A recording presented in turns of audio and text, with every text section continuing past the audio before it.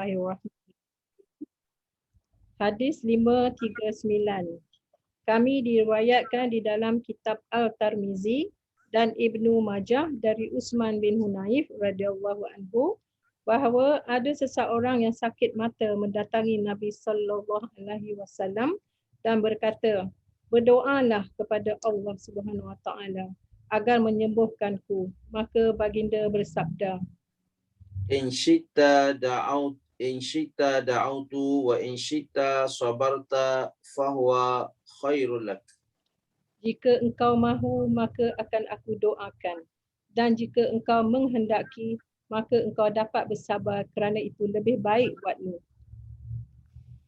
Okey, sekejap kita bagi ulasan jemaah.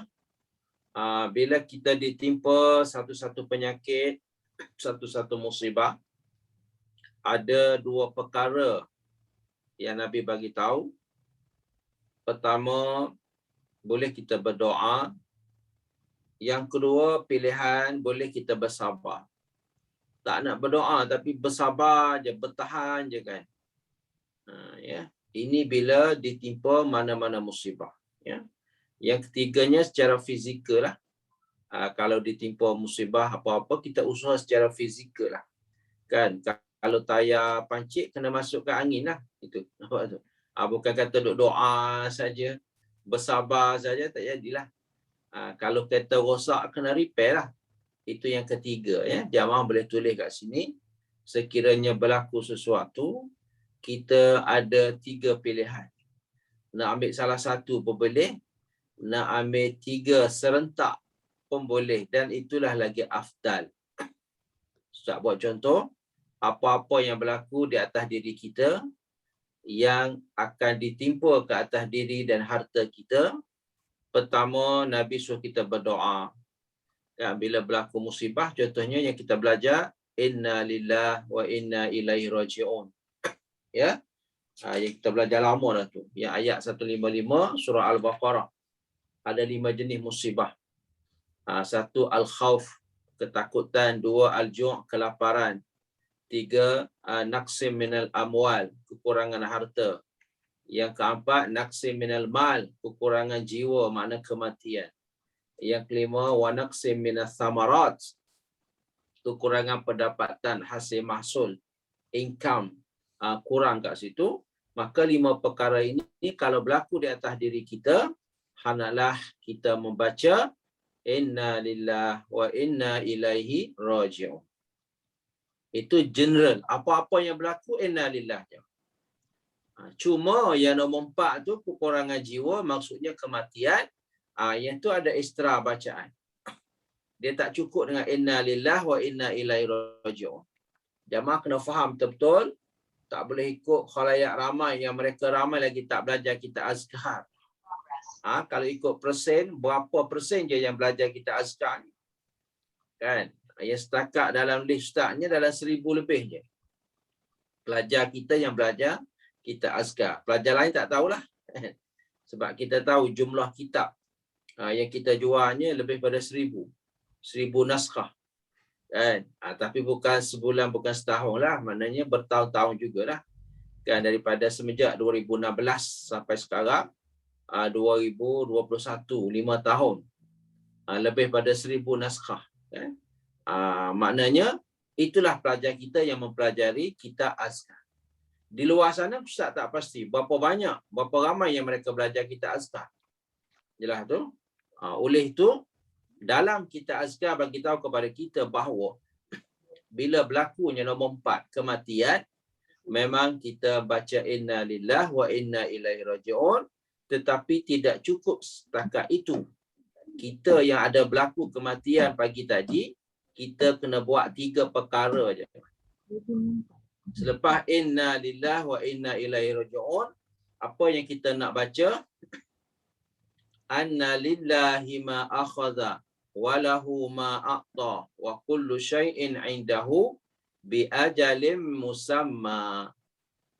Yang kedua. Yang ketiga, apa yang kita nak baca? Allahumma ighfir laha warhamha wa'afiha wa'fu anha, sampai akhir doa. yang Nabi anjurkan doa ini supaya kita baca untuk arwah. Jangan tahu? Sempena hari ini ada kematian. Sekali lagi Ustaz minta maaf nak buat ulasan, ya, supaya jamaah dapat mendalami ilmu dan ibadah bila berlakunya kematian. So, satu Malaysia dah baca inna lillah wa inna ilaihi raji'un. Tapi nombor 2 belum baca lagi. Yang siapa post dalam grup tadi, bukan grup 5T, grup 2T kan. Anna lillahi ma akhadha.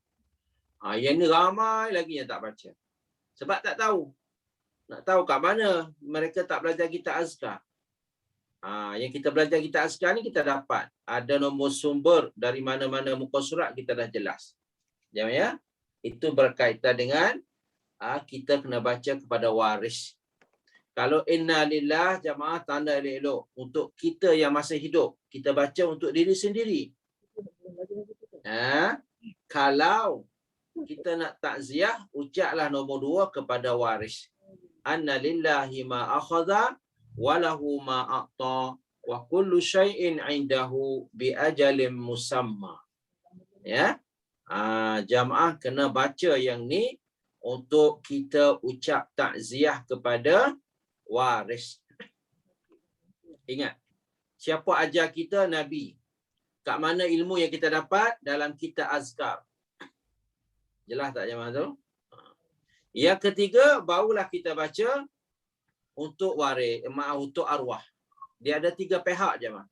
Pihak pertama kita yang masih hidup, inna lillah. Pihak yang kedua ialah waris arwah, waris kepada arwah, maka kita bacalah anna lillahi ma akhadha. Yang ketiga, kita kena tolong arwah yang dah meninggal. Kadang-kadang arwah tu jiran kita jemaah ya. Nombor berapa tadi nampak 333 kan. Siapa yang bersebelahan dengan nombor tu mana jiran kan. Dan satu taman ihsan pun jiran. Jiran tetangga 40 ke kanan, 40 ke kiri. 40 ke hadapan dan 40 ke belakang. Timur, barat, utara, selatan. Daripada rumah kita tu semua dikatakan jiran je. Ya. So kita kena ucap takziah dengan bacaan yang Nabi ajar kita. Yang ketiga, kita kena tolong arwah. Tolong arwah dengan baca doa. Kita tengok jantina. Masih ada lagi jemaah kesalahan yang berlaku dalam kelas kita tau. Tu kelas ustaz tu, grup Ustaz Rusdi kan.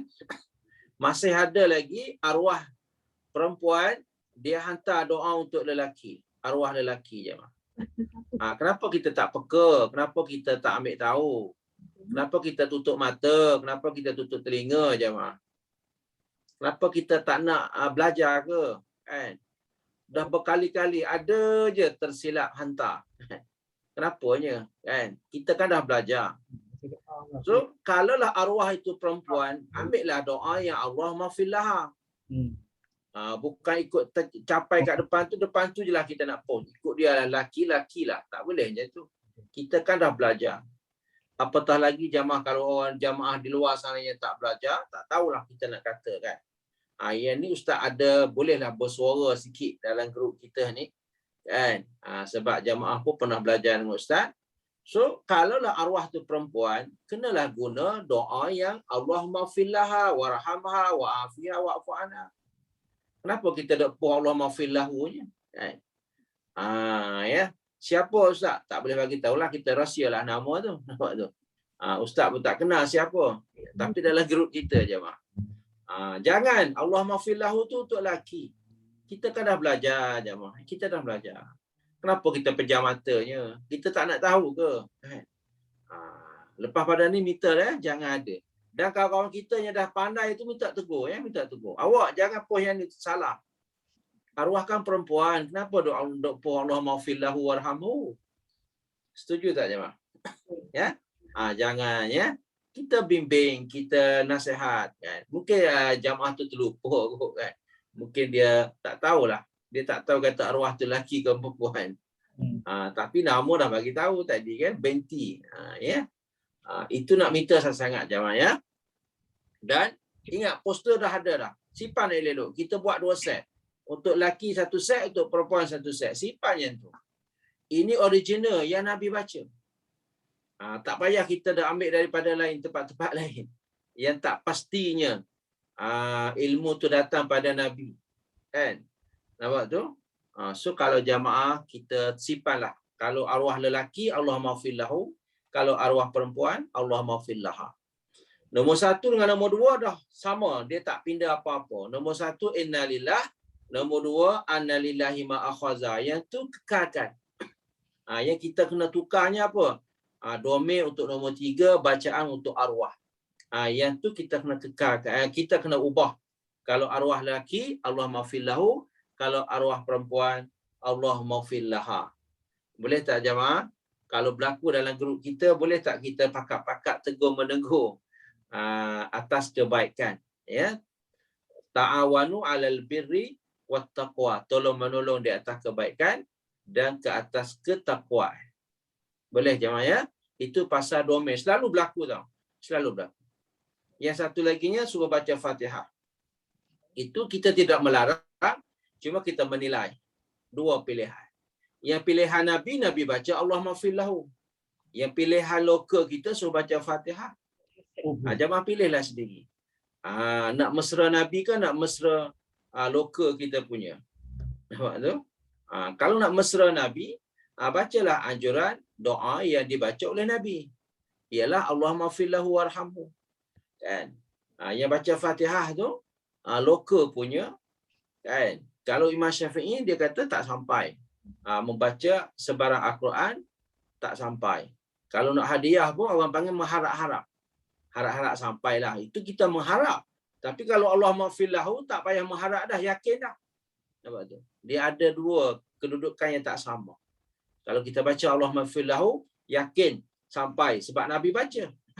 Yang baca Fatihah ni 50-50. Ada ulama kata sampai, ada ulama kata tak sampai. Makna yang kata sampai pun mengharap-harap. Harap-harap kata Allah boleh sampaikan pahala bacaan Fatihah. Makna mengharap. Belum yakin lagi, mengharap. Mudah-mudahan. Tapi yang baca doa ni yakin. Jemaah pandailah menilai ya, jadi pengguna yang bijak.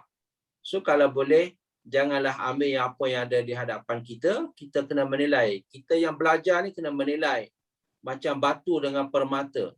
Tengok luar-luar nampak sama aja batu dengan permata kan. Tapi sebenarnya tak sama. Kan? Batu ni kaca biasa, RM50 je sebiji. Tapi kalau batu permata je mah 300,000. Nampak tu? Kita tak pandai menilai, ustaz pun tak pandai nak menilai mana satu kaca, mana satu permata. Sebab kita tak ada ilmu kan. Tapi agama bila kita dah belajar, kita ada ilmu. So jom kita menilailah jemaah. Kita ambil yang lebih yakin berbanding dengan harap-harap. Tak berapa yakin. Itulah tu. Okay, last sekali nak nasihat. Satu lagi. Kalau boleh jemaah, berlaku dalam grupnya, kita main copy paste. Atau copy post. Nampak tu? Dengan tanpa bacaan, ini tak ada guna apa pun jemaah. Ingat baik-baik. Ustaz nak tegur lagi sekali. Nak meter sebelum nak post, sebelum nak paste tu nak baca dulu.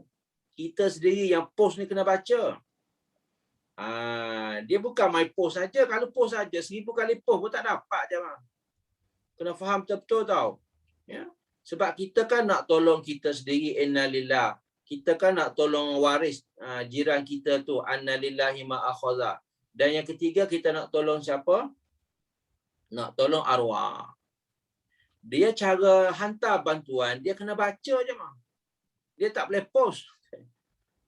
Faham tak tu? So nak minta lah sebelum nak post, minta baca dulu. Macam Al-Quran lah je bang. Kita beli 1000 naskah Quran, simpan dalam rumah kita. 1000.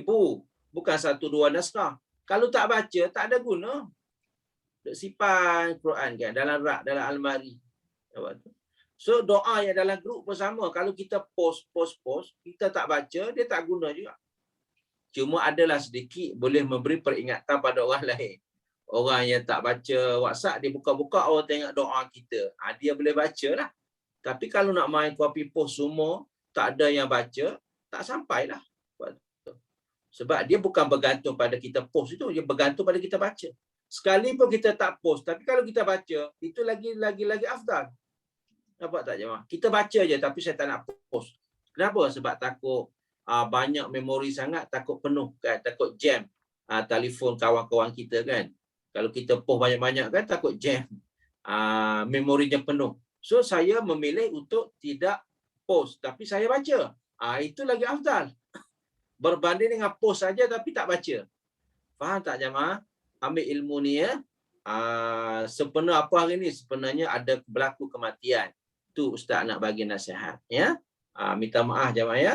So kalau boleh ambillah pengajaran yang ustaz bagi tadi untuk kita sama-sama. Jangan ikut orang ramai. Orang ramai post kita post kan. Baca tidak? Tak boleh jemaah. Dia kena baca. Al-Quran pun kena baca. Duk beli duk simpan tak jadi. Kena baca. Kita azkar pun sama, kena baca. So doa pun sama, tak boleh post saja, kena baca. Kalau tahu nama, sebut nama. Allah maghfirli Nurli binti Raja Muhammad. Sebut nama. Lepas tu sekali je, yang kedua yang ketiga tak payah sebut nama dah, sebut ha je dah. Jemaah ya, itu cara kita nak tolong siapa? Arwah. Kan? InsyaAllah. Dengan sedikit nasihat ni boleh membantu kita. Jangan berlaku dalam grup kita yang terbalik. Arwah lelaki hantar perempuan. Arwah perempuan hantar yang doa lelaki je ya. Yang lain yang dah tahu, yang dah faham tu mintalah. Kita bertegur, menegur ya, beri nasihat pada yang lain. Mungkin yang lain tu tak sempat kot nak hadir kelas. Atau dia hadir, tapi ustaz tak cerita pasal ni. Hari ustaz cerita dia tak hadir. Macam tu. So dia tak dapat maklumat. Okey, insyaAllah kita teruskan. Orang itu berkata, berdoalah. Baginda memerintahkannya untuk berwuduk dengan sempurna dan berdoa dengan doa ini.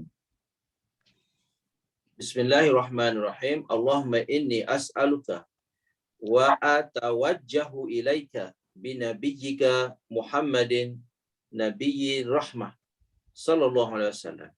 Ya Muhammad, inni wajjahtu bika ila rabbi fi hajati hadhihi lituqda li Allahumma fashaffi'hu fiyya.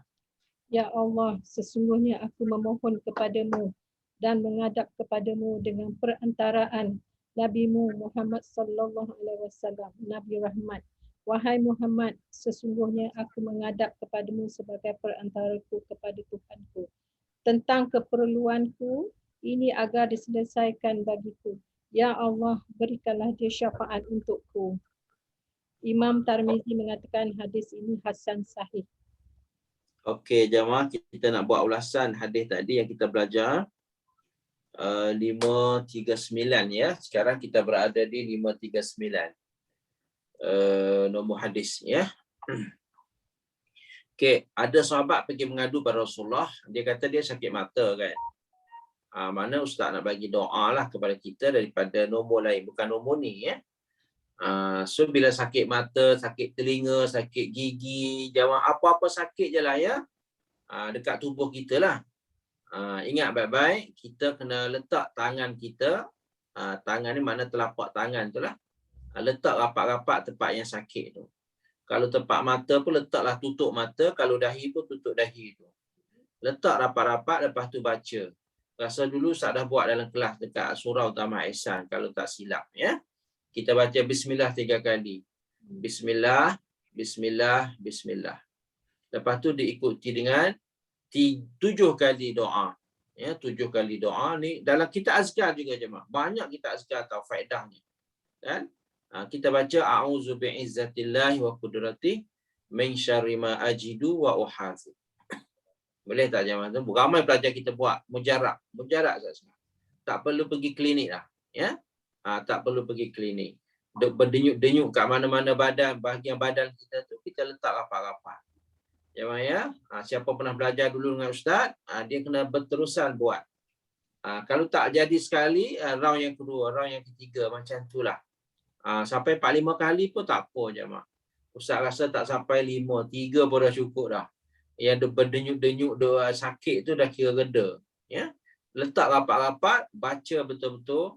InsyaAllah jemaah. Ini kita panggil merawat secara segera. Tak perlu start kereta, tak perlu keluar rumah jemaah. Duduk dalam rumah je. Hadis sahih jemaah ya. Sekali lagi Ustaz nak repeat, sekira berlakunya atas badan kita kesakitan atau apa-apa yang berlaku, kita rasa sakit ke, rasa pedih ke, rasa apa ke, letaklah telapak tangan kita di tempat yang sakit. Ingat tu? Letaklah tangan kita di tempat yang sakit. Lepas tu kita baca tanda kat situ bismillah 3 kali. Bismillah separuh je. Bismillah, bismillah, bismillah. Setelah itu kita baca a'udzu bi'izzatillahi wa qudrati min syarri ma ajidu wa uhadzu. 7 kali jemaah baca ya. InsyaAllah kalau sakit kaki pun sembuh kaki tu. Sakit lutut pun insyaAllah. Sakit apa-apa je jemaah ya. Try dulu satu round. Kalau tak berjaya, extra lagi yang kedua atau yang ketiga. Dan buat sampai 3 kali. 3 masa sehari semalam. Pagi, petang dan malam. Cuba buat sekali jemaah ya. Kalau kita ada apa-apa yang berlaku di atas badan kita, rasanya something wrong kan. Ada benda yang tak yang orang panggil luar biasa ke kan, tak macam hari-hari ke kan, rasa pelik ke, apa-apa je lah. Sakit jantung pun boleh letak kat dada kita tu, letak rapat-rapat, kita baca. Ustaz yakin jemaah Allah akan tolong kita dan Nabi tak akan tipu kita. Nabi kata awak buatlah macam ni, so awak akan dapat kesembuhan. Jimatlah sikit duit, tak payah pergi klinik. Kita tak minat sangat doa-doa ni. Kenapa? Sebab doa kan tak ada bil, tak ada resit. Tengok resit zero, tak ada ringgit pun tak ada, sen pun tak ada. Sebab kita baca doa. Ramai di luar sana dia tak minat yang tu. Dia minat macam mana? Dia minat bila dia pergi klinik dapat resit situ. RM50, RM150. Dia bangga. Dia show pula bagi kita nampak resit tu. Bayaran dekat hospital ke, bayaran dekat klinik ke. Tak tahulah orang kita dia bangga macam tu. Ya? Bangga dalam resit tu banyak ringgit. Kan? Sepatutnya kita kena menyelamatkan. Dengan doa Nabi ni dapat selamat RM50. Nampak tu jemaah. Cuma kalaulah sakit tu yang teruk, yang tu kena pergi klinik lah kan. Orang panggil kritikal sangat-sangat, itu pergi hospital lah. Tapi kalau masih boleh bertahan, kan, sakit telinga ke, sakit gigi ke, kan masih boleh bertahan, kita bacalah dulu. Kan, kalau nak pergi klinik pun bacalah dalam kereta tu. Cuba buat jemaah. Ini memang mujarab. Tentang sahabat tadi dia mengadu sakit mata kan. So kita pun kemungkinan sakit mata, sakit kening ke, sakit dahi ke, selalunya sakit apa? Sakit lutut ke, sakit kaki ke kan. Letaklah rapat-rapat telapak tangan kita baca jemaah. Boleh jemaah? Ya dalam kitab azkar kita ada, cuma ustaz tak ingat kod nombor berapa. Ustaz, Nombor hadis nombor berapa? Hadis 403. Tu dah ada dah. Tulis jemaah 403 jemaah. Muka surat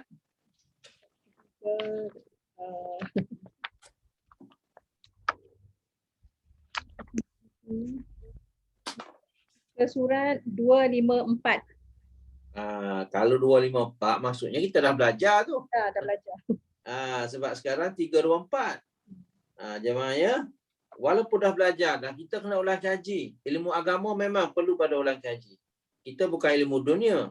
Ilmu dunia bila dah dapat kerja kita dah buang dah. Buku teks pun kita dah buang dah. Nampak tu? 253 ya jemaah. Ya. Sebab ustaz nak ulang baliknya. Kenapa? Mana ni?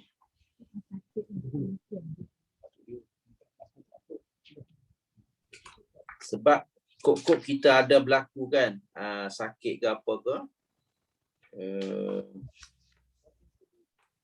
Mana ya? Rasanya muka surat lain. Ini pun boleh juga. Muka surat 253 pun boleh juga. Ya.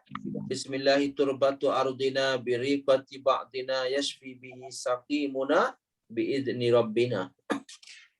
Yang ustaz maksud tadi bismillah jemaah ya. Mungkin muka surat lain kot. 254 Ustaz. 254. Hadis 403. Betul. Betul. Kod 403 jemaah ya. Muka surat letak MS muka surat ya. Muka surat 254. Jemaah tanda ya. Ini kita panggil merawat atau mencegah pun boleh. Mencegah lebih baik daripada merawat. Nampak tu? Walaupun mencegah tak dapat resip sekalipun, dapat 50 sen pun tak dapat. Kan? Tapi merawat dapat banyak, RM500 kalau kita merawat kan. Tapi dapat resip je lah, duit kita melayang. Nampak tu. So nak minta jamaah tanda elok-elok pagi ni ya. Sebab kita belajar tadi sakit mata tu. Kok mana tahu kita sakit lutut ke, sakit kaki ke. Jamaah baca balik ya. Jangan duk baca dok yadaka tu, tak boleh. Itu ayat penyata. Jamaah kita dah belajar dulu, mungkin dalam buku kita ada garisan masing-masing. Mungkin yang hadir hari ni tak hadir pada hari tu. Betul tak jamaah? Dia rezeki kita tak sama tau. Kalau tak hadir hari tu, nasib baik kita. Hari ni ustaz ulang kaji, dapatlah semula ilmu yang lama. Nampak tu? Garis dekat bismillah tu. Bismillah, bismillah, bismillah 3 kali. Lepas tu baca a'udzu bi'izzatillah wa qudrati min syarri ma ajidu wa uhadhi. Berapa kali yang nak dibaca? 7 kali jawab. Jom kita pakat mencegah ya. Jangan merawat. Kalau nak merawat ni takut berat. Tapi mencegah sambil merawat lah ni. Cuma tak payah pergi ke mana-mana tempat. Merawat di rumah kita sah. Jelas tu. Kalau kita rasa apa-apa, rasa tak kena lah kan badan kita ni kan. Rasa pelik lah. Tak pernah berlaku lah macam ni. Pun bacalah apa. Ya?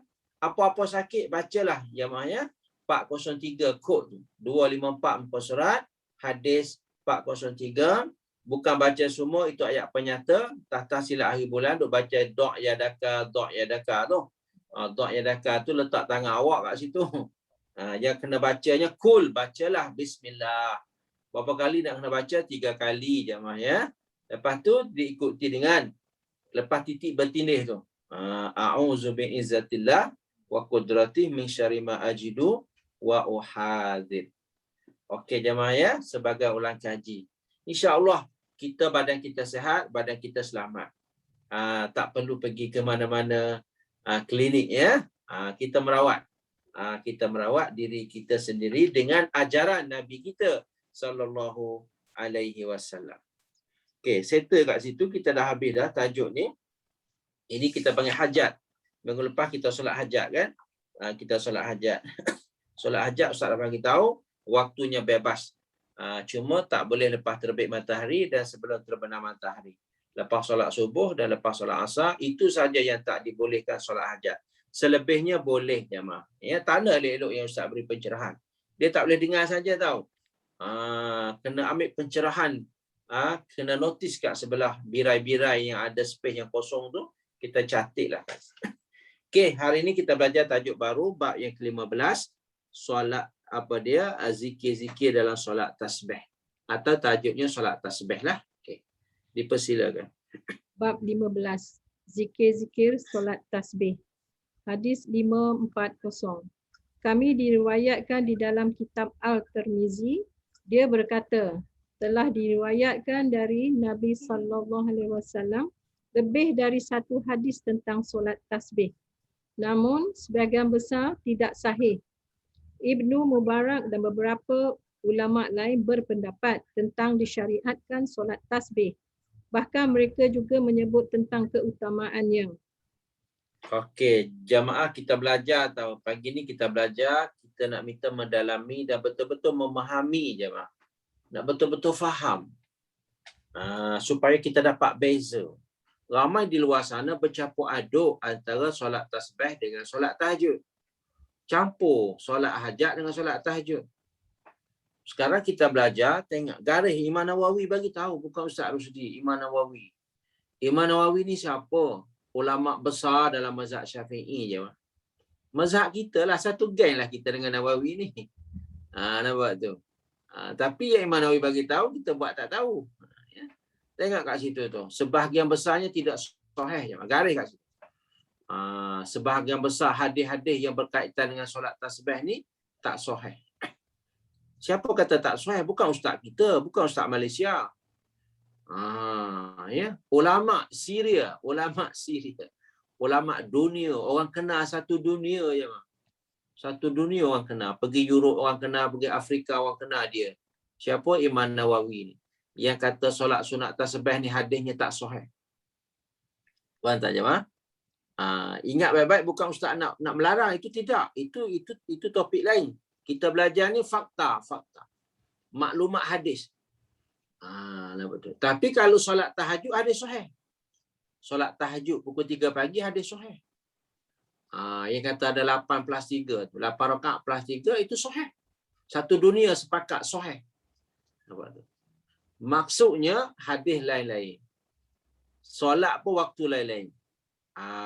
Bukan kita duk ambil solat hajat, solat tasbih letak dekat solat tahajud. Campur. Mana boleh macam tu jemaah? Kan? Yang solat tahajud memang jelas hadis sahih. Nabi solat setiap malam 8 plus 3, 8 plus 3. Jelas tu? Kita bila tak mampu nak solat 8, kita ambil dah 2 tahajud, 2 tasbih, 2 taubat, 2 hajat. Jadi 8 juga kan? Sedangkan hadis masing-masing tak sama. Kenapa kita nak campur dengan tahajud? Tahajud kan hadis sahih. Dan tahajud boleh solatnya masa tu pukul 3 pagi sampai pukul 6. Itu masa tahajud. Tahajud tak boleh solat lepas zuhur. Tapi solat tasbih boleh solat lepas zuhur. Solat hajat boleh. Solat taubat boleh lepas zuhur, lepas isyak, lepas maghrib. Cuba jemaah belajar ya. Ini ilmu kita di sini. So, ingat baik-baik. Sebenarnya minggu lepas dah belajar solat hajat. Minggu ni solat tasbih. Satu lagi solat taubat. Tiga-tiga ni hadis masing-masing. Dan Nabi tidak menentukan masa. 3 solat ini, 3 hadis ni, Nabi tidak tetapkan masa. Mana-mana masa awak boleh solat. Nampak tu? Sebab anjuran Nabi dah buat contoh tauladan yang terbaik. Nabi solat tahajud 8 rakaat. Hadisnya hadis sahih. Yang ni solat tasbih sahih tak? Tidak sahih. Garis kat situ. Hadis tidak sahih. Habis tu boleh tak nak buat? Boleh. Tak salah. Boleh. Nampak tu? Tapi masa mana nak buat? Lepas duha boleh, pukul 10 pagi boleh, lepas zuhur boleh, lepas maghrib boleh, lepas isyak boleh. Nampak tu? Kenapanya Nabi dah bagi masa yang luas, kenapa kita nak menyempitkan keadaan duk berebut dengan solat tahajud? Nampak tu? Solat tahajud tak payah duk kacau dia. Nampak tu? Dia dah hadis sahih dah. Tunggal. Sahih dan tunggal sendirian. Tak perlu masuk campur solat-solat lain. Kenapa? Sebab solat lain boleh solat pada waktu 8 pagi, 10 pagi. Lepas zuhur. Faham tak jemaah? Lepas maghrib, lepas isyak. Banyak masa lagi. Banyak masa lagi. Luas masa untuk solat taubat, solat tasbih dan juga solat hajat. Kalau solat taubat, lepas asar apa boleh solat? Lagi luas. Sebab solat taubat ni, dia taubat kan kita buat dosa. Kita dah sedar pagi tadi kita buat dosa. Tak larat kita nak solat taubat. Lepas asar kita solat. Boleh. Nampak tu? Sebab dia taubat. Taubat ni benda yang dah lepas dah. Bila yang dah lepas, boleh solat lepas subuh dan boleh solat lepas asar. Taubat ni dia tak ada kata ustaz masa mana taubat yang afdal. Taubat yang afdal ni segeralah. Bukan kata ustaz kena taubat bulan Ramadan, nak tunggu bulan Ramadan nak buat apa? Nak tunggu pergi Mekah nak buat apa? Sebab taubat ni wajib segera. Yang wajib segera ni tak boleh ditangguh-tangguhkan. Dia tak ada masa afdal dah. Sebab masa afdalnya segera. Kenapa kita tanya ustaz bila masa taubat yang terbaik? Tak ada. Hari ni buat dosa, hari ni lah taubat yang terbaik.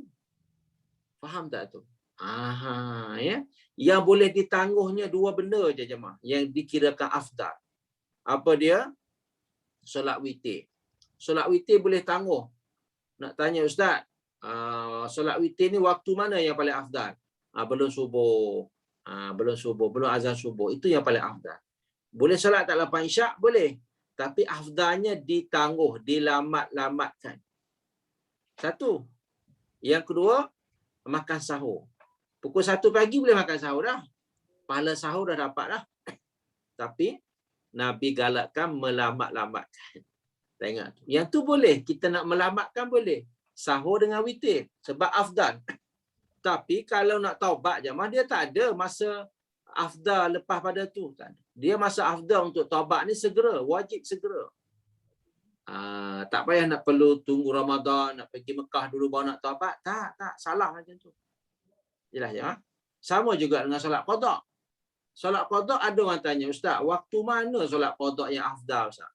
Ada bertanya gitu. Ustaz, boleh tak nak qada dalam bulan Ramadan? Bulan Ramadan kan mulia kan? Nampak tu. Qada ni yang afdalnya bila? Segera. Kalau kita bangun subuh, bangun pukul 8 pagi. 8 pagi itulah solat qadanya, subuh. Kenapa kita duk cari, Ustaz, waktu mana paling afdal nak solat qada? Dia tak ada. Tak ada. Kalau mai ada jemaah, cuba jemaah fikir cara logik. Kalau adalah waktu qada yang paling afdal dalam bulan Ramadan, kita tak payah solat lah sekarang zuhur apa kan. Kenapa? Sebab Ustaz kata qada afdalnya bulan Ramadan. Kalau macam tu kita tinggal dululah kan. Sebab qada kan afdal dalam bulan Ramadan.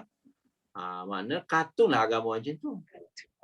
Atau dia kata solat yang afdalnya dekat Mekah kan. Sebab Mekah dapat 1,000. Kalau macam tu kita tak payah solat lah dekat Malaysia ni. Malaysia dapat 1 je. Kita tinggal je. Lepas tu pergi Mekah kita qada. Ada kalau nak dapat 1,000. Tak jemaah, itu fahaman yang salah. Yang wajib ni memang segera. Yang solat ni memang segera. Tak boleh kita tinggal, tak boleh kita jadikan qada. Bila kita jadikan qada, bila yang qada yang paling afdal, segera. Kena faham, segera. Tak semestinya kena tunggu Ramadan. Tak semestinya kena tunggu pergi Mekah. Sebab Mekah kan dapat 1,000. Tidak. Kalau macam tu, kita tinggal semualah. Kan? Kita tunggu Ramadan je lah. Qada habis Ramadan kan. Atau kita pergi Mekah. Salah jemaah. Jangan. Ya. So, qada solat dengan taubat ni bila waktu afdal? Segera. Tulis kat situ. Segera. Kalau subuh kita tinggal pukul 7 pagi, sedar-sedar bangun pukul 8. Pukul 8 lah qadanya. Kenapa kita nak cari bulan Ramadannya? Kenapa nak cari Lailatul Qadarnya? Tak kena mengena jemaah ya. Ingat baik-baik. Semua ibadah dalam Islam semua segera. Tak ada main lambat. Melainkan 2 benda saja, ialah yang boleh lambatnya ialah apa dia? Solat witir dan juga makan sahur. Buat haji pun boleh kita lambatkan, tapi bukan lambat apa. Sementara kita tunggu bajet je, itu dimaafkan. Tapi kalau bajet dah cukup, segera juga jemaah. Cuma Allah longgarkan sikit untuk ibadah haji. Diberi kelonggaran. Nampak tu? Walaupun wajib, tapi diberi kelonggaran. Tapi bukan kata afdalnya lambat. Tidak afdal juga. Tapi dimaafkan. Kalau awak tak cukup bajet, tak apalah. Awak 5 tahun lagi ke 10 tahun lagi, awak kumpullah bajet tu. Itu tak apa. Itu bukan kata afdal lambat. Tak. Cuma diberi penangguhan. Sekira kita tak mampu. Ingat jemaah ya. Semua ibadah disegerakan. Semua disegera. Tak ada yang ditangguh-tangguh, yang untuk kita melamat-lamatkan, tak ada. Mereka 2 tanda tu. 1, solat witir, afdalnya di akhir waktu. 2, makan sahur, afdalnya di akhir waktu. Selebihnya semua di awal waktu. Orang meninggal pun kena cepatkan urusan jenazah. Tak boleh kita nak melamat-lamatkan. Faham jemaah ya? Termasuklah juga qada dan taubat. Tak boleh nak melengah-lengahkan. Cantik tak jemaah? Okey, jom 541. Hadis 541. Tirmizi mengatakan, telah menceritakan kepada kami Ahmad bin Abdah. Dia berkata, telah menceritakan kepada kami Abu Wahab. Dia berkata, aku bertanya kepada Abdullah bin Mubarak tentang solat yang terdapat tasbih di dalamnya. Dia menjawab, bertakbir kemudian mengucapkan. Okey, inilah lafaz, kita panggil lafaz takbir lah. Kalau nak niat, senang je jamaah. Dia tukar dekat sunat tu je. Sahaja aku solat sunat apa. Kalau sunat duha, sebut duha. Kalau solat hajat, sebutlah hajat. Solat taubat, sebutlah taubat. Solat tasbih, sebutlah solat sunat tasbih. Dia tukar kat situ satu je. Lepas tu 2 rakaat tu semua sama kan. Tasbih pun 2, taubat pun 2, duha pun 2, hajat pun 2, istikharah pun 2. Jelas tak yang mana? Itu cara nak pasang niat. Niat ni dalam hati, bukan kat lidah. Kat lidah tu kita panggil baca. So, sahaja aku solat sunat tasbih, 2 rakaat lillahi ta'ala. Itu je lah. Simple je. Kan? Macam solat duha. Sahaja aku solat sunat duha, 2 rakaat lillahi. Sahaja aku solat sunat hajat, 2 rakaat lillahi. Sahaja aku solat sunat istikharah, 2 rakaat lillahi. Kebiasaannya solat sunat macam itulah, 2. Nampak tu? Orang panggil standard. Macam kita belajar tajwid dah kan. Yang standard ni apa dia? Mak asli. Mak asli kan 2 kan, 2 harakat kan? Mak asli. So solat sunat pun standard juga 2. 2 apa? Bukan 2 harakat. 2 rakaat. Kan? Kadang-kadang pelajar kita tersasul juga kan. Dia sebut baca mak asli 2 rakaat. 2 rakaat panjang je mah. Kena tunggu 10 minit kan. Duk main bar kat situ lah. Kalau 2 rakaat kan. Bukan dia sengaja, cuma nak bergurau saja ya. Tersasul. 2 harakah, bukan 2 rakaat. 2 rakaat malah nak tunggulah ustaz kan. Jelas jemaah. So kalau boleh itulah rupa niat. Ya, kalau siapa nak notice dah kat situ, orang panggil cara niat. Secara generalnya sama. Cuma tukarnya lepas pada solat sunat tu. Sunat apa? Sunat duha, sunat istikharah, sunat hajat, sunat tasbih, sunat taubat, sunat Aidilfitri, sunat Aidil Adha, sunat istisqa, solat hujan. Semua 2 je mah. 2 rakaat lillahi ta'ala. Faham tak ya? Dia 2. Solat tarawih pun 2. Kan? Apa lagi? Semua 2. Solat qabliyah, ba'diyah 2. Cuma ada seketika kalau kita nak gabung, nak combine sekali, bolehlah 4 rakaat. Kalau kita nak solat 4 lah. Tapi kalau nak solat 2 memang 2. Itu standard solat sunat. Dia tak macam fardu. Fardu ada yang 2, ada yang 3, ada yang 4. Dia tak sama fardu. Tapi sunat sama. Semua 2. Tahajud pun 2. Tapi 2 plus 2 plus 2 macam tu. Nampak tu jadi 8. Faham tak jemaah? Ingat baik-baik ilmu kita ni. Apa-apa je solat sunat mesti ada 2 rakaat. Solat gerhana, ingat tak? Gerhana matahari, gerhana bulan pun 2. Apa lagi yang solat sunat 3? Mereka solat witir je lah.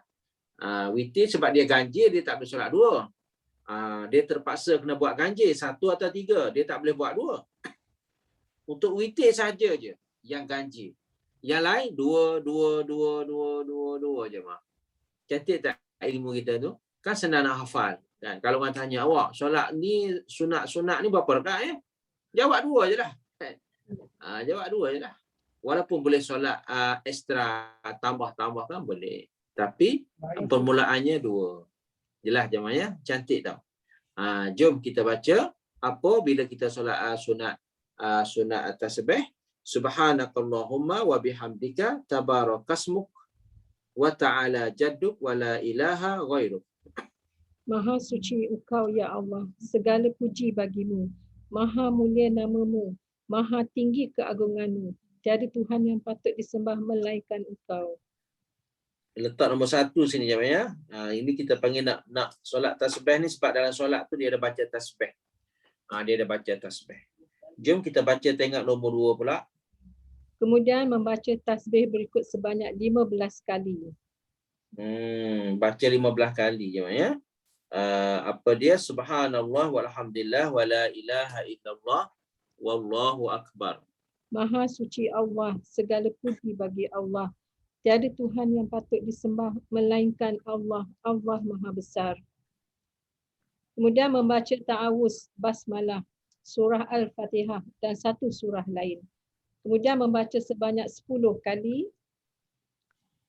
Okey, letak nombor 10 kat situ. Yang tadi berapa? 15. 15. Baca apa? Subhanallah walhamdulillah wala ilaha illallah wallahu akbar. Maha suci Allah, segala puji bagi Allah. Tiada Tuhan yang patut disembah melainkan Allah. Allah Maha Besar. Yang ni sama dengan nombor 2 jemaah ya. Sama dengan nombor 2. Subhanallah walhamdulillah wala ilaha illallah wallahu akbar. Ya. 15 kali. Lepas tu selepas baca surah ya. 15 kali. Teruskan. Nanti kita akan kumpul. Setelah itu, rukuk dan membaca tasbih 10 kali. Berdiri dari rukuk dan membaca tasbih 10 kali. Sujud dan membaca tasbih 10 kali. Bangun dari sujud dan membaca tasbih 10 kali. Lalu sujud yang kedua dan membaca tasbih 10 kali. Solat ini dilakukan sebanyak 4 rakaat dengan tata cara demikian. Semuanya berjumlah 75 tasbih pada setiap rakaatnya. Dimulai dengan 15 tasbih, kemudian membaca surah, lalu bertasbih 10 kali. Apabila solat tersebut dilakukan pada malam hari, lebih disukai apabila mengucapkan salam pada setiap 2 rakaat. Tanda kat situ, 2 rakaat tu tanda situ ya. Dan apabila solatnya dilakukan pada siang hari, maka jika mahu, boleh mengucapkan salam atau meneruskan solatnya. Okey, jamaah ingat tu, semalam pun saya dah bagi tahu cara solat sunat ya. Kalau kita nak buat 2, memanglah 1 salam je lah kan, 2 rakaat kan. Tapi kalau kita berhajat, nak buat lebih pada 2, maksudnya nak buat 4 rakaat. Ingat baik-baik, 4 rakaat. Ini maklumat ada kat sini kalau jangan boleh garis tu kan.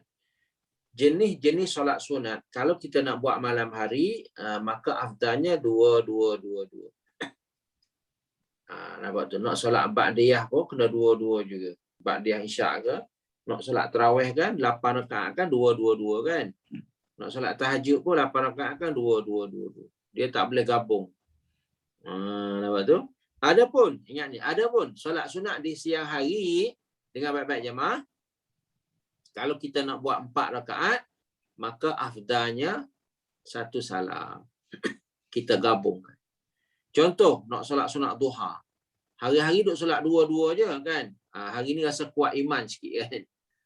Sebab ada orang meninggal kan tadi. Rasa kuat iman sikit nak solat 4 rakaat. Boleh solat 4 rakaat solat duha, tapi sekaligus. Tanpa ada tahiyat awal. Solat sunat duha, 4 rakaat lillahi ta'ala. Ini kita bersambung daripada yang Ustaz beri pencerahan tadi. Ya, yang Ustaz kata standardnya 2, memang 2. Kan? Tapi kalau nak buat 4 boleh tak? Boleh. Tetapi afdal kalau siang harinya kita gabungkan sekali, jadikan 1 salam tanpa ada tahiyat awal. Ingat. Yang kedua, solat sunat zuhur qabliyah 4 rakaat. Nampak tu? Kalau nak solat 4 lah, kalau nak solat 2 je lah kan. Sekiranya iman kita kuat, kita tak sibuk sana sini dah tak ada dah. Solat je lah lepas azan zuhur tu, solat 4 rakaat. Niat macam mana? Saja aku solat sunat zuhur qabliyah 4 rakaat lillahi ta'ala. Tambah 4 rakaat. Ya, qabliyah kena tambah lah. Lepas tu kita tidak baca tahiyat awal. Selepas rakaat yang kedua terus kita bangun. Faham tak jemaah? Ingat baik-baik. Dia tak sama pelaksanaan solat sunat di waktu siang dengan solat sunat di waktu malam. Jelas tu? Kenapa? Logiknya ulama buat kajian didapatinya bahawa kalau kita ada tahiyat awal untuk siang hari, takut keliru dengan zuhur, takut keliru dengan asar, sebab masing-masing 4 rakaat dan masing-masing ada tahiyat awal zuhur dan asar. Kalau kita nak solat qabliyah 4, ba'diyah 4, sebelum asar pun 4, tanpa kita makna kita baca tahiyat awal, maka serupa dengan fardu. Sebab tu Nabi tak berapa gemar untuk mendirikan solat sunat di waktu siang hari. Kalau nak solat 4, tak boleh kita baca tahiyat awal. Kalau nak solat. Ya, tapi kalau solat 2 tak ada apa-apa masalah. Itulah afdalnya kalau kita solat 4. Ingat baik-baik jemaah, boleh solat 4 direct. Dan itu afdal. Afdal sekaligus. Sekaligus macam mana? 1 salam. 1 salam. Ya. Afdal 1 salam. Tak boleh kita buat 2. Nampak tu. Penatlah Ustaz. Contoh kan. Penat apa tak ada tahiyat awal. Untunglah 1 situ. Kalau solat 2, maknanya ada tahiyat awal. Ada tahiyat 2 kali. Ada salam 2 kali. Tapi kalau kita buat sekaligus, usolli pun sekali, niat pun sekali, kan? Tahiyat pun sekali, apalagi salam pun sekali, serba 1. So afdalnya serba 1. Walaupun 4 rakaat. Tapi kalau malam jemaah tak boleh. Malam kena pecah. Pecah macam mana? 2. Ingat gambaran yang kita solat tarawih tu lah. 2. Sedangkan kalau nak cepat boleh solat 4 je kan. Solat tarawih 8 rakaat, berapa salam? 2 salam je. Kenapa? Sebab 4 rakaat. Jelas tak jemaah tu? Bagi kita faham betul-betul ya. Okey, cantik. Jom. Dalam riwayat yang lain dari Ibnu Mubarak, dia berkata, memulai tasbih dengan rukuk dengan membaca. Subhana rabbiyal azim. Maha suci Tuhanku yang maha agung. Teruskan. Okey.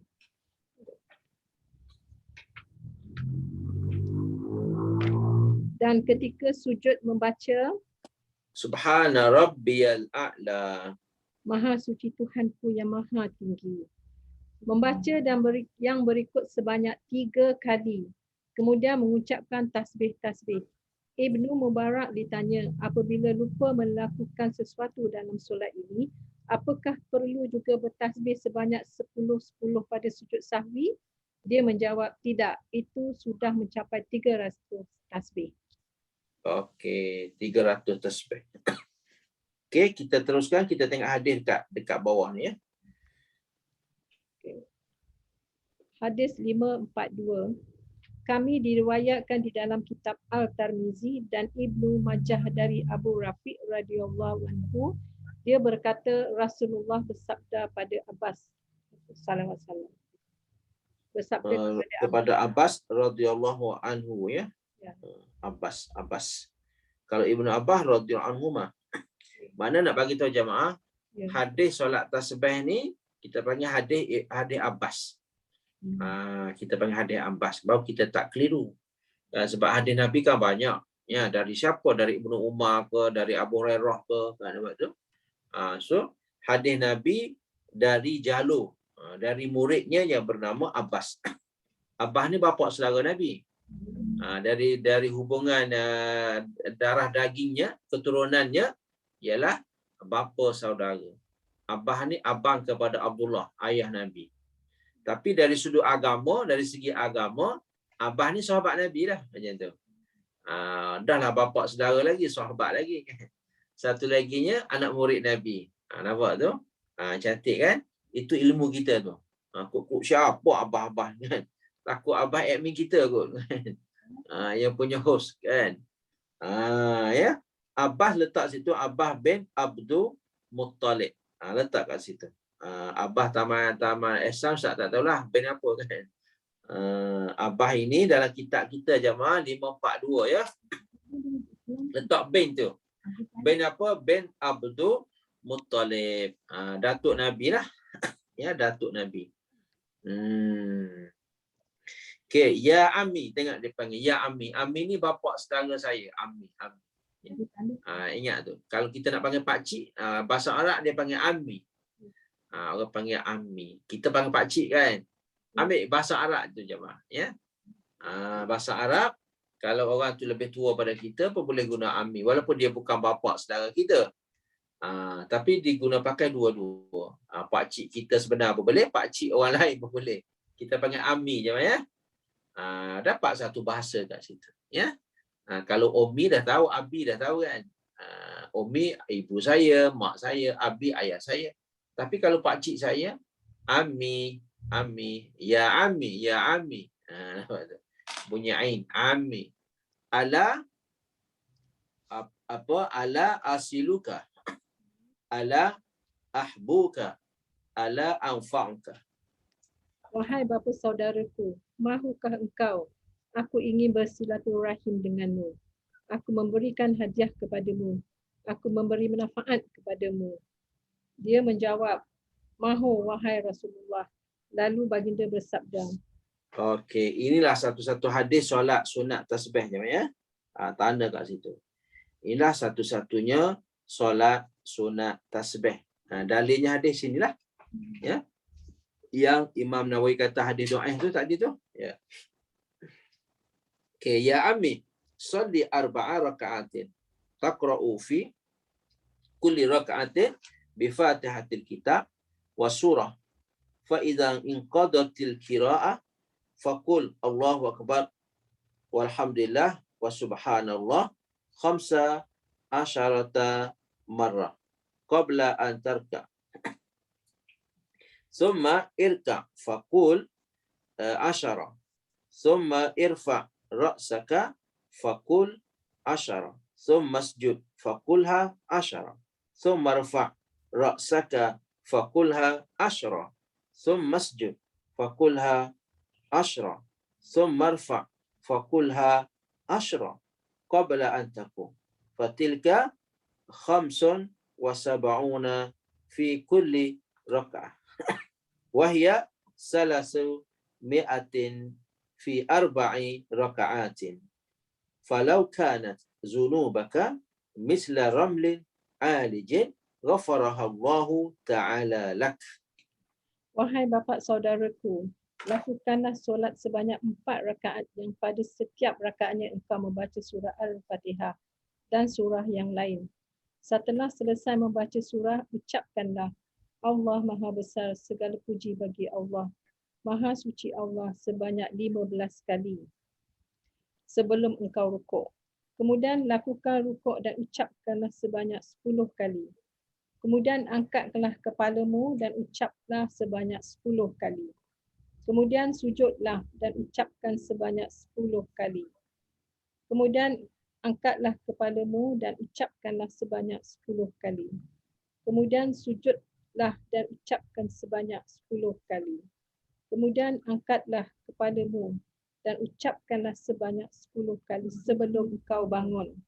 Semuanya itu 75 tasbih pada setiap rakaat dan 300 di 4 rakaat. Apabila dosa-dosamu sebanyak pasir di padang alij, pasti Allah Subhanahu Wa Taala mengampuninya untukmu. Okey, jamaah, jom kita ulang kaji sikit. Di sini boleh kita solat 2 dan boleh kita solat 4 je. Ya, kalau jamaah rasa kuat, badan kuat kan, lutut pun kuat, boleh solat 4. Tapi nak solat 2 pun boleh.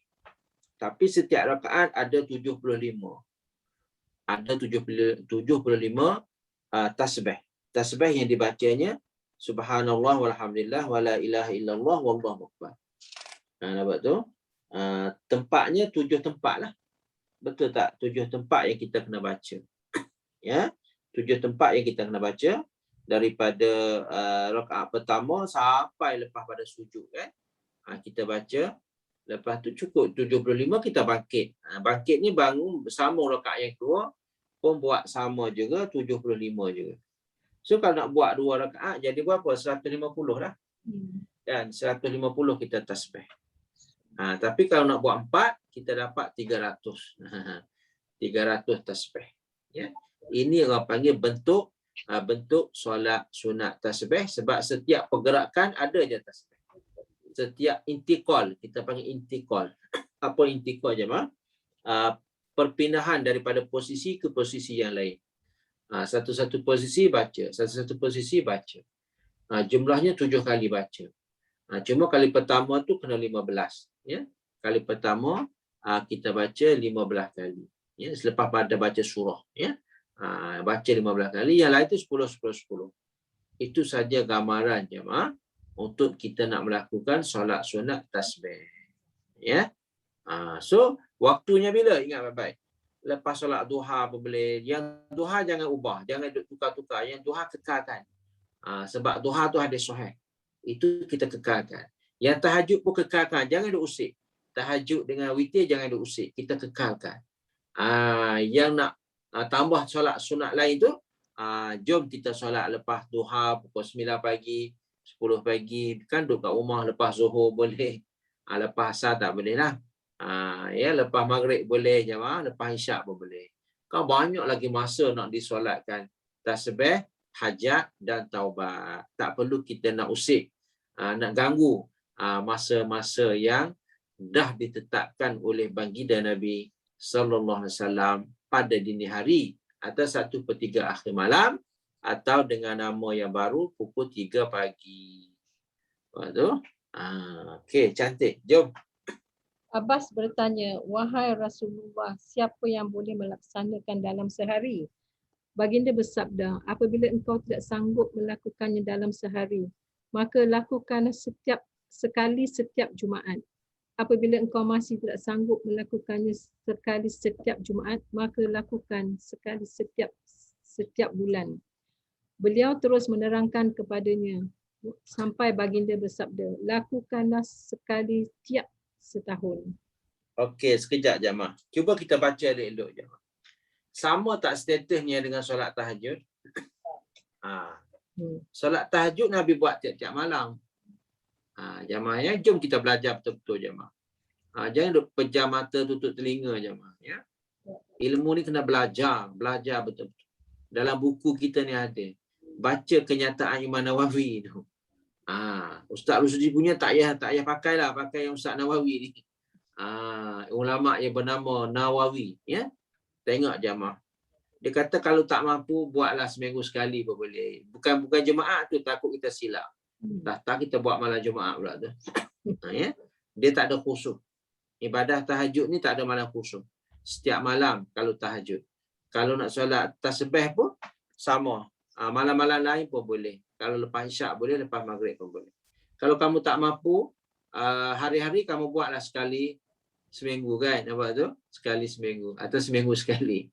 Kalau tak mampulah, sebab kalau kena buat tiap minggu jadi 4 kali sebulan. Tak mampu, tiap minggu buatlah sebulan sekali je. Nampak tak jemaah tu? Tak mampulah juga kan. Banyak ni sebulan sekali, kalau setahun 12 kali kan. Tak mampu juga. So tengok, Imam Nawawi kata apa? Kalau tak mampu tiap-tiap bulan, buatlah setahun sekali. Setahun sekali. Ada lagi, kalau tak mampu setahun sekali, kan kita kan umur dah 50. Kalau setahun kali, 50 kali kan. Buatlah sekali je seumur hidup. Jemaah. Sekali pun dah kira boleh dah seumur hidup. Siapa tak pernah solat lagi, solatlah sekali. Cukup dah tu. Nampak tu. Itu kedudukan solat tasbih. Jemaah. Jangan duk campur aduk dengan solat tahajud. Nampak tu. Dia lain-lain. Dia lain-lain. Solat tahajud lain, solat tasbih lain. Nampak tu. Solat tahajud Nabi kata apa? Nabi tak kata apa. Nabi buat aja setiap malam. Tapi solat tasbih, Nabi kata apa? Kalau tak mampu hari-hari, buatlah seminggu sekali. Kalau tak mampu setiap minggu, buatlah sebulan sekali. Kalau tak mampu setiap bulan, buatlah setahun sekali. Kalau tak mampu setiap tahun, jamaah tulis yang tu. Buatlah seumur hidup. Sekali je seumur hidup. Faham tak jamaah? Ini kedudukan solat tasbih. Jelas tu? So kita nak ambil berat yang mana? Kadang-kadang kita ambil berat solat tasbih berbanding dengan solat tahajud. Sebab solat tahajud kan tiap-tiap malam. Kita tak berapa gemar mana. Kan? Kita yang gemarnya yang bermusim ni, setahun sekali. Katanya selepas apa? Selepas raya ke entah. Masa Syawal ke kan. Ada solat tasbih. Kenapa kita nak tetapkan macam tu? Kan? Kenapa kita nak adakan program ibadah ni ikut acuan kita? Kenapa kita tak nak acuan ibadah ni ikut acuan Nabi? Nampak tak jemaah? Ya? Kenapa? Yang Nabi buat kita rasa tak cantik ke? Yang Nabi buat rasa tak cukup ke? Yang Nabi buat rasa tak sempurna ke? Boleh kita duk pandai-pandai. Nampak tak? Kan solat raya, kenapa satu Syawal? Sebab Nabi buat satu Syawal. Itu yang kita buat tu. Nampak tu? Solat Aidil Adha 10 Zulhijjah. Kenapa? Sebab Nabi buat 10 Zulhijjah. Nampak tak jemaah? Tapi kenapa yang lain-lain kita nak reka-reka, nak tambah-tambah? Tak boleh. Bulan Syawal kena solat tasbih. Kan? Siapa yang suruh macam tu? Ya, belajar betul-betul je ya. Ambil ilmu dan faham. Kalau tak faham, tanya ustaz. Kalau tak boleh tanya ustaz, tanya kawan kita yang dalam grup ni. Boleh membantu kita. Mungkin ustaz sibuk. Masa kita tanya tu, ustaz tak boleh jawab. Kan? Duk tunggu sehari, 2 hari. Kemungkinan. Sebab ustaz pun pelajar bukan taman ihsan saja. Banyak. Kita punya kelas 10 kelas je. Kelas azkar ni 10. Ya. Kalau ustaz nak main jawab, pada cukup dengan jawab soalan tu lah. Sebab tu. Ni pun ada tertunggak juga soalan-soalan pagi tadi ustaz belum jawab lagi. Kan? Itulah jamaah. Boleh tanya ustaz okey je, tapi kalau masa ustaz sibuk memang ustaz tak jawab lah. Kan? Mungkin satu malam ke macam mana. Kadang-kadang terlupa pula. Sebab bila dah terlepas, terlupa. Kan?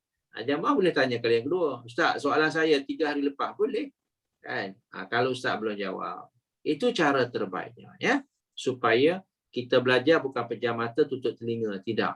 Kita celik mata kita, kita buka telinga kita, belajar betul-betul. Memahami agama biar betul. Bukan nak kena ra'i orang tertentu, individu tertentu. Yang kita perlu ra'inya siapa? Nabi kita sallallahu alaihi wasallam, sebab kita akan cari Nabi kita di padang mahsyar nanti. Cepat jumpalah sebab kita ikut sunnah Nabi. Orang tak ikut sunnah Nabi ni lambat jumpa. Duk cari-cari tak jumpa. Sedangkan Nabi duk ada kat belakang dia tu je, tak jumpa je. Sebab dia tak minat dengan sunnah Nabi. Dia tak ra'i sunnah Nabi. Dia tak mengutamakan sunnah-sunnah Nabi berbanding dengan ibadah-ibadah yang dikirakan lokal atau ibadah yang dikirakan majoriti. Kita dah ambil berat pasal lokal dan pasal majoriti. Jumlah majoritinya ramai orang buat, kita pun buat. Biarpun Nabi tak buat, contohkan. Itu cara pemikiran yang salah. Ya, cara pemikiran yang salah. Jelas tu? Kita bukan nak mengintih sesiapa. Kan? Boleh kita ikut ustaz, tapi ustaz tu bawa yang Nabi bawa. Itu betul.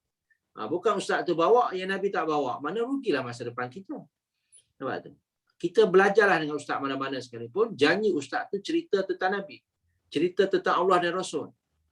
Barulah masa depan kita cerah. Bukan ustaz tu duk cerita pasal tok guru dia je buat sekian-sekian. Nampak tu? Ustaz dia, wali dia buat sekian-sekian.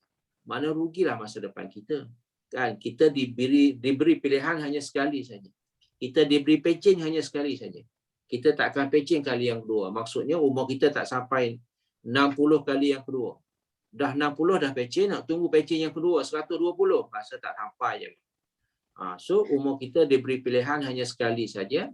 Kalau boleh kita tak nak patah balik dah. Kita pergi dengan yakin. Nak ni yakin, ingat Quran dan hadis, Allah dan Rasul. Kerja ustaz lampu suluh. Dia tak boleh nak pandai-pandai. Dia kerjanya lampu suluh je. Suluh Nabi buat sekian-sekian. Suluh kat masyarakat Nabi buat sekian-sekian. Itu yang sebenarnya jemaah ya. Okey, ustaz kena beramanah, jangan pecah amanah. Al ulama warasatu anbiya, maksudnya ulama mewarisi Nabi, maksudnya dia ambil pesaka Nabi. Bukan ulama dia pandai-pandai, Nabi buat lain, dia buat lain. Itu bukan warasatu anbiya. Kan, mewarisi pesaka Nabi maksudnya apa yang Nabi buat, apa yang Nabi baca, dia bagi tahu pada anak murid dia.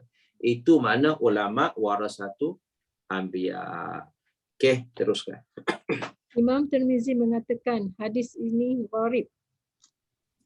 Okey, hadis gharib ni orang panggil jenis hadis dhaif lah. Jenis hadis dhaif, ya. Okay. Imam Abu Bakar Ibnul Arabi dalam kitabnya Al-Wazi fi Syarhi Al-Tirmizi mengatakan hadis Abu Rafi ini dhaif, tidak memiliki dasar kesahihan atau hasan sama sekali. Disebutkan oleh Tirmizi untuk mengingatkan agar jangan sampai tertipu olehnya. Perkataan Ibnul Mubarak bukanlah hujah. Inilah perkataan Ibnu Arabi. Okey, nampak tak jemaah tu? Kan kita baca paragraf-paragraf tu, itu orang panggil maklumat yang perlu kita tahu. Yang ni yang kita tak nak pelajar kita tutup mata ni, pejam mata tutup telinga ni. Kita kena baca status hadis tu, ya. Makna dekat sini hadis apa? Hadis dhaif. Tidak memiliki dasar sahih atau hasan. Sikit pun tak ada. Nampak tu? Jelas tu?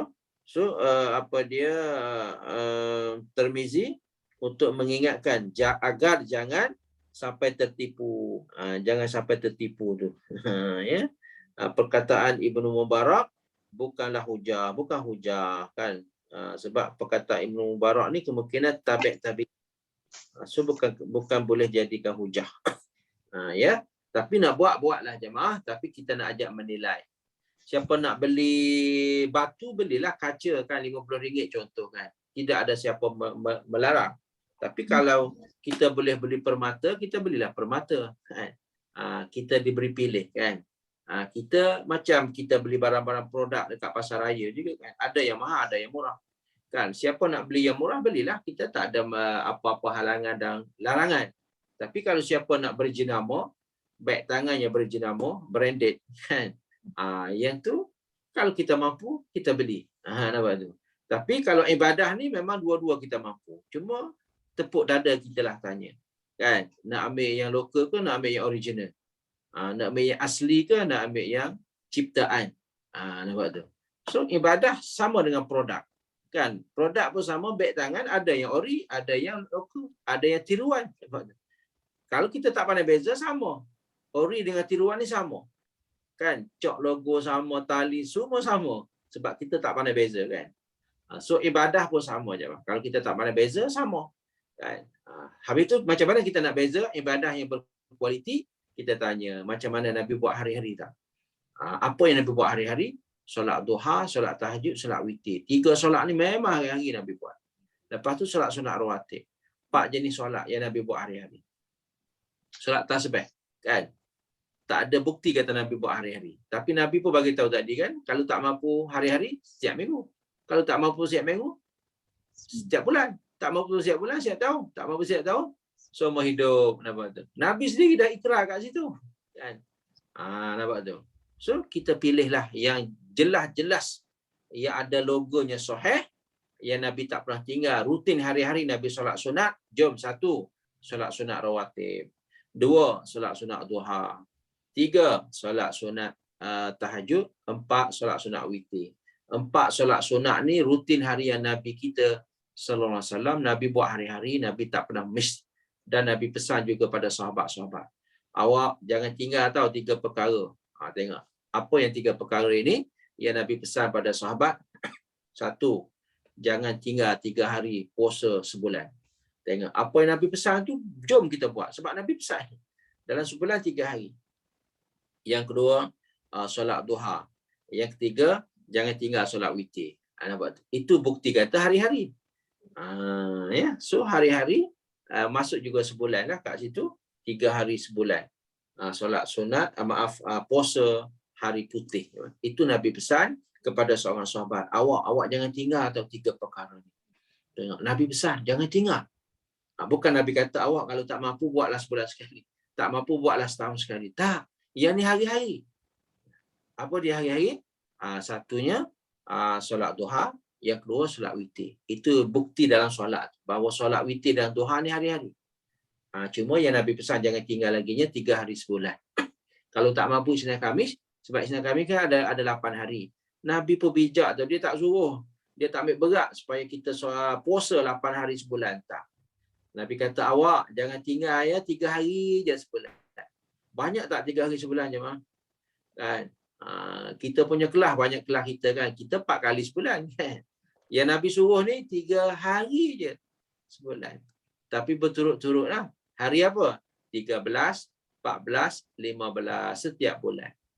Rutin bulanan kita. Setiap bulan ada. Kenapa? Sebab Nabi pesan. Nampak tu? Nabi pesan awak jangan tinggal.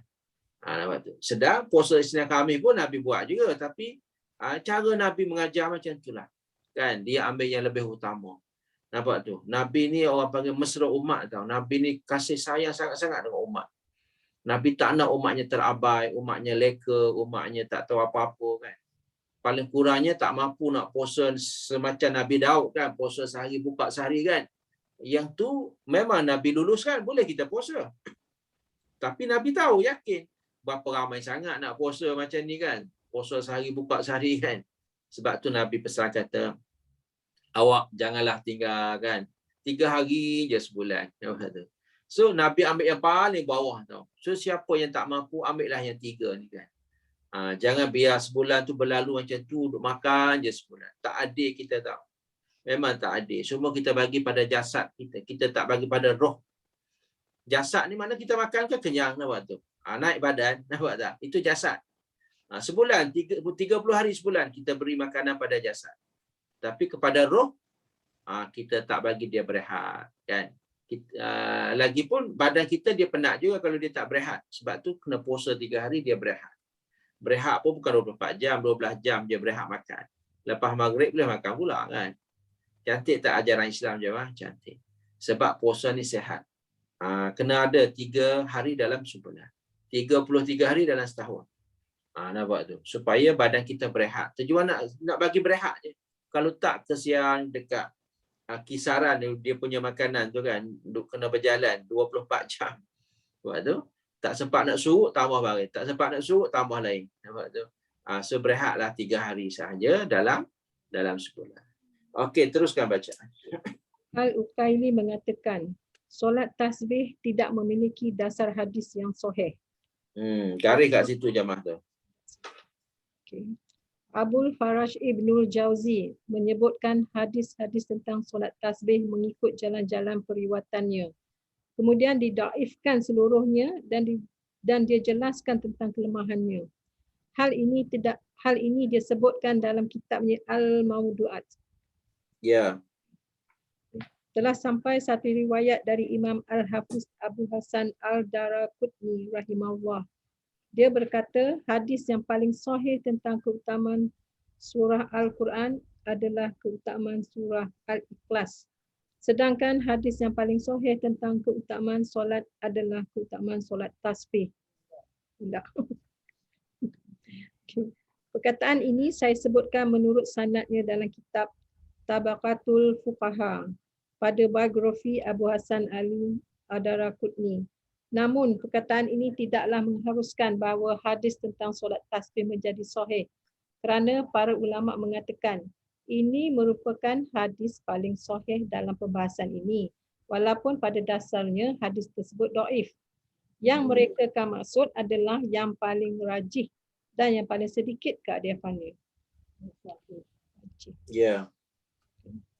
Kelompok ulama dari kalangan kami menegaskan ada sunnahnya solat tasbih. Di antaranya Abu Muhammad Al-Baghawi dan Abu Mahasin Al-Rawiyani. Al-Rawiyani mengatakan, saya sambung Ustaz? Ya, ya. Okay. Al-Rawiyani mengatakan di dalam kitabnya di akhir Kitabul Janaiz, perlu difahami bahawa solat tasbih dianjurkan dan disunnahkan untuk boleh dilakukan setiap waktu serta jangan sampai pernah lalai melakukannya. Demikianlah dikatakan Ibnu Mubarak dan sebagian ulama yang lain. Okey, garis dekat setiap waktu sikit je Mas. Garis kat situ. Ini bukti yang Ustaz duk cakap ni. Mana boleh buat, boleh dilakukan setiap waktu. Nampak tu? Garis kat situ. Supaya lain-lain hari kita dapat ulang kaji, kita baca balik. Oh, rupanya bukan dini hari, bukan 3 pagi. Siang hari pun boleh. Nampak tu. Itu ilmu kita ada kat situ ya. Boleh dilakukan setiap waktu, nampak tu. Mana siang dan malam, pagi dan petang.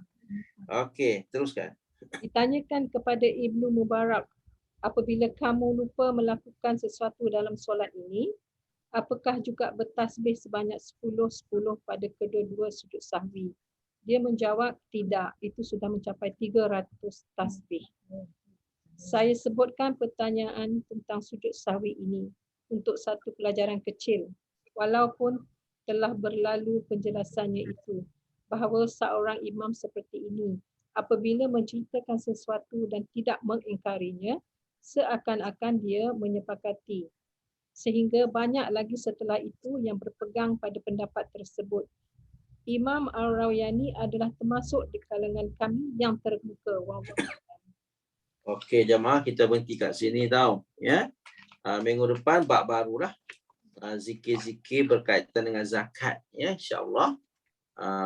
Sebelum kita habiskan kelas, kita tutup kelas kita beri peluang kepada jemaah. Kod-kod ada yang nak bertanya. Dipersilakan.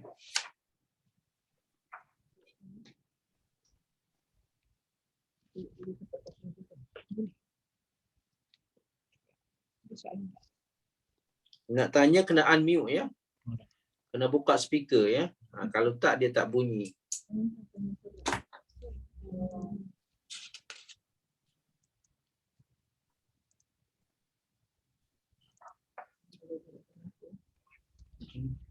Ustaz, saya nak tanya. Ya. Siapa? Bagi pertama siapa? Fauziah ni. Saya nak Okey. tanya yang Ibnul Mubarak tu siapa? Sebab Ibnu Mubarak. macam dikatakan daif saja. Ya. Ibnul Mubarak tu, siapa dia Ibnul Mubarak tu? Ulama generasi yang ketiga. Generasi yang ketiga. Yang pertama sahabat, yang kedua tabi'in, yang ketiga tabi'in. Tabi'. Makna selepas Nabi wafat dah hampir 200 tahun. Ya, atas 100 lebih-lebih lah ya, Ibnu Mubarak.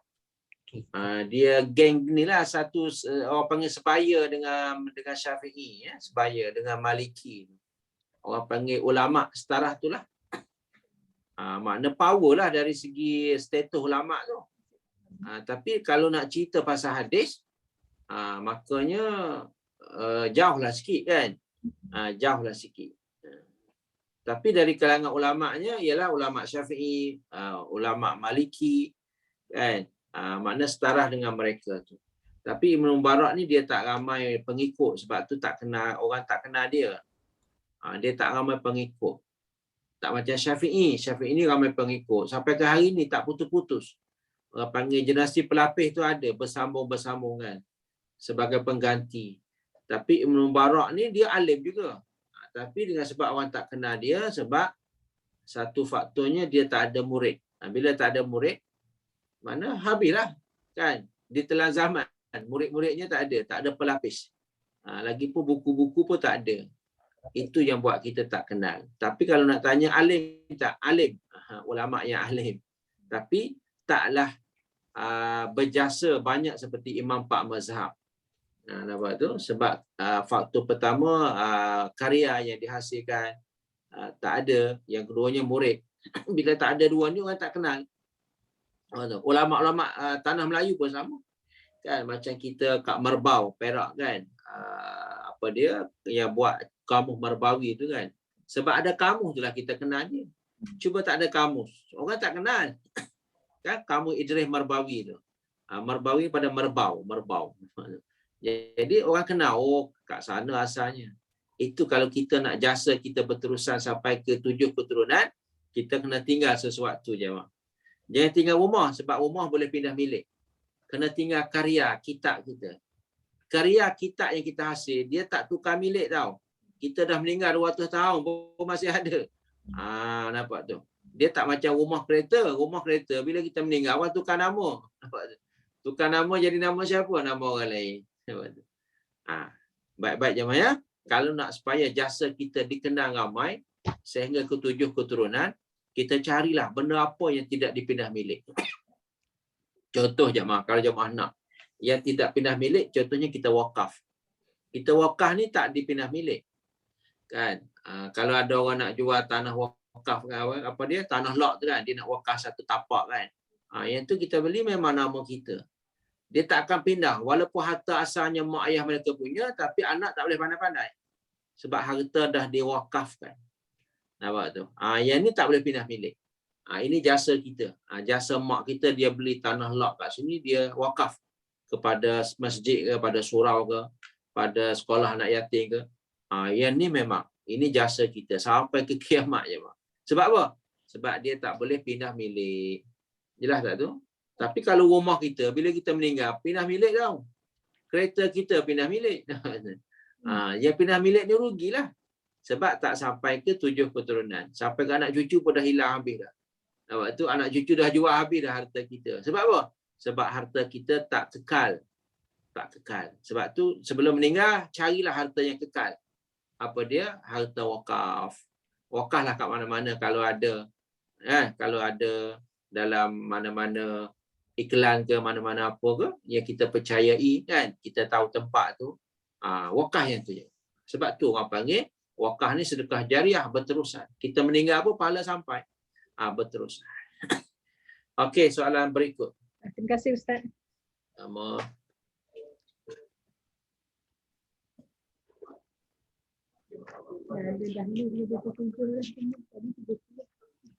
Okey, alhamdulillah tak ada siapa lagi nak tanya.